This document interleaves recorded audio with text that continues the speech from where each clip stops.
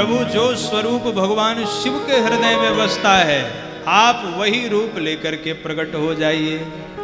भगवान श्री राम प्रकट हो रहे हैं।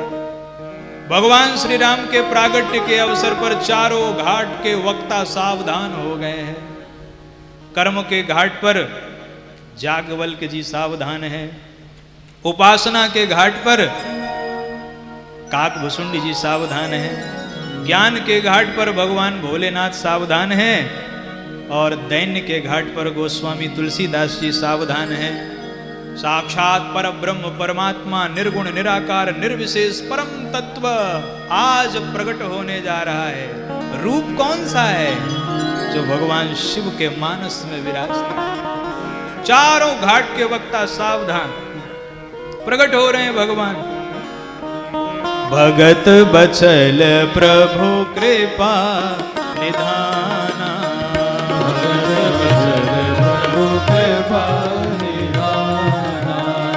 विश्ववास प्रगटे भगवान, विश्ववास प्रगटे भगवान।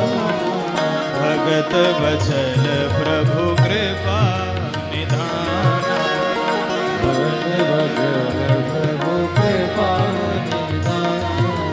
नील सरोरुह नील मणि नील नीरधर श्याम, नील सरोरुह नील मणि नील नीरधर श्याम।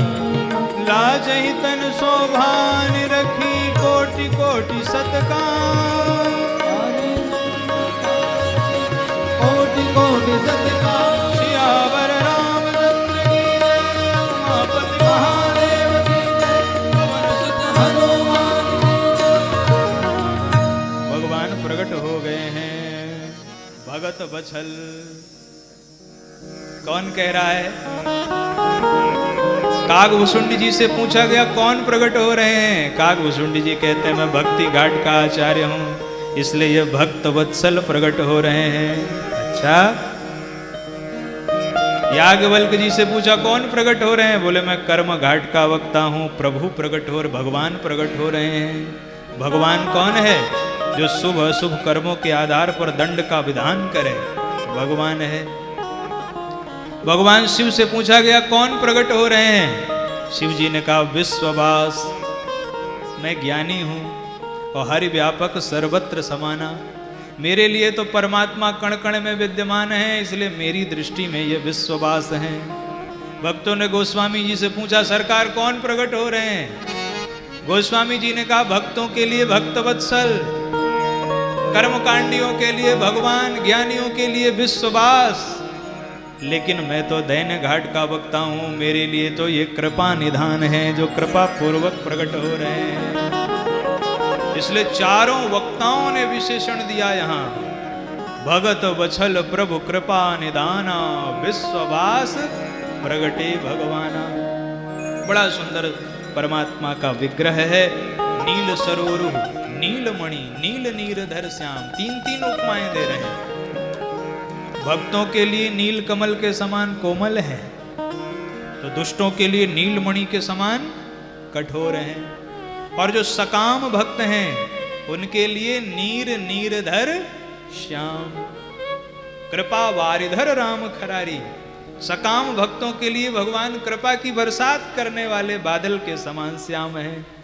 ऐसे भगवान का प्रागट्य हुआ। भगवान ने कहा वरदान मांगो। मनु महाराज ने कहा आपके जैसा। भगवान ने कहा नहीं नहीं मांग लो, जो मन करे मांग लो। सकुच बिहाय मांग नृप मोही, मुझे भी मांग सकते हो, लेकिन अब कहां से संकोच छूटे कि साक्षात परमात्मा को कोई कह सके कि बेटा बन जाओ। तो मनु महाराज कहते कहते चूक गए और अंत में कह दिया कि आपके ही समान पुत्र चाहता हूं। भगवान ने कहा कोई बात नहीं, बेटा तो मैं ही बनूंगा, अपने जैसा कहाँ ढूंढूं? आपन सरिस खोज कहाँ जाई, नृपत तब तने होब में आई। लेकिन आपने मेरे समान कहा है, तो मैं अपने ही जैसा भरत को भी लेकर के आऊंगा। आशीर्वाद दिया। शत्रुपा जी से कहा आप क्या मांगना चाहती हैं?